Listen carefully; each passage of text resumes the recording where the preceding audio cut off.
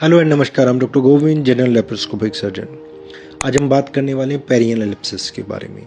अभी perianal abscess होता क्या है, इसमें ये जो टर्म है ये अपने आप ही बताती है। पेरी मतलब पास में, एनल मतलब एनल कैनाल यानी कि आपके लेटरिन के रास्ते के आसपास में एब्सेस बन जाना, इसको हम बोलते हैं पेरिएनल एब्सेस।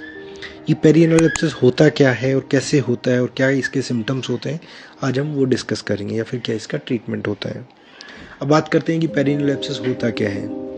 क्या होता है कि हमारा जो लैट्रिन का रास्ता है उसके आसपास में एनल ग्लैंड्स होती हैं। जो एनल ग्लैंड्स इन्फेक्ट होती हैं, इन्फेक्ट होकर वो पस बना लेता है, यानी कि आपके लैट्रिन के आसपास में मवाद इकट्ठा हो जाता है, उसको हम बोलते हैं पेरिनेल एब्सेस। अब ये प्रेजेंट कैसे करेगा? ये प्रेजेंट करेगा कि आपको लैट्रिन के रास्ते के आसपास में बहुत दर्द होगा, आपको उठने बैठने में भी दिक्कतें होंगी, यानी कि जिस साइड वो एब्सेस बना हुआ है उस साइड आप टिका के आराम से नहीं बैठ सकते हैं, और आपको फीवर भी हो सकता है। कुछ लोग इसको कंफ्यूज कर जाते हैं पाइल्स और फिशर केस से, तो हमारे पास आते हैं कि डॉक्टर साहब मेरे को ना दिक्कतें हो रही हैं और इसमें उठने बैठने में भी दिक्कत होती है। तो हम उसकी वो ये सुनते ही हम समझ जाते हैं कि ये पेरिनेल एब्सेस है। फिर हम PR एग्जामिनेशन यानी कि पर रेक्टल एग्जामिनेशन करते हैं। तो पर रेक्टल एग्जामिनेशन में एनएस के आसपास, लैट्रिन के रास्ते के आसपास हमें टेंडरनेस मिलती है, यानी कि छूने से पेन होता है। और दूसरा है कि वहाँ रेडनेस होगी, स्वेलिंग होगी, और जो कि बहुत ही पेनफुल होगी। अब बात करते हैं, ये तो हो गया कि हमने एग्जामिन किया, हमें पता लगा कि पेरिनेल एब्सेस है।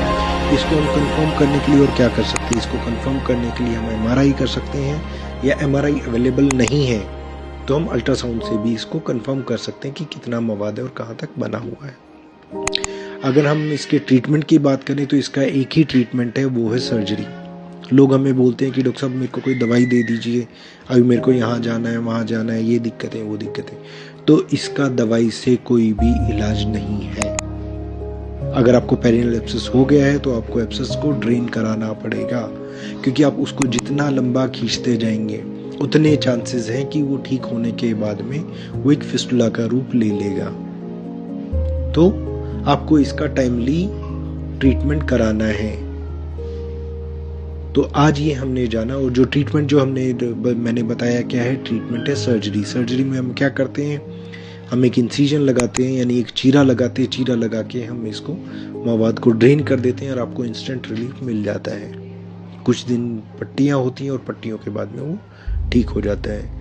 हाँ, लेकिन फिस्टुला बनने के इसमें चांसेस हमेशा रहते हैं, जो कि हम बाद में लेज़र से उसको ठीक कर सकते हैं। तो आज हमने ये जाना पेरिएनल एब्सेस के बारे में, उसके ट्रीटमेंट के बारे में।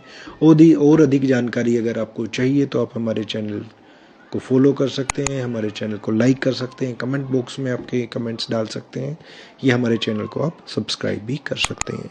धन्यवाद।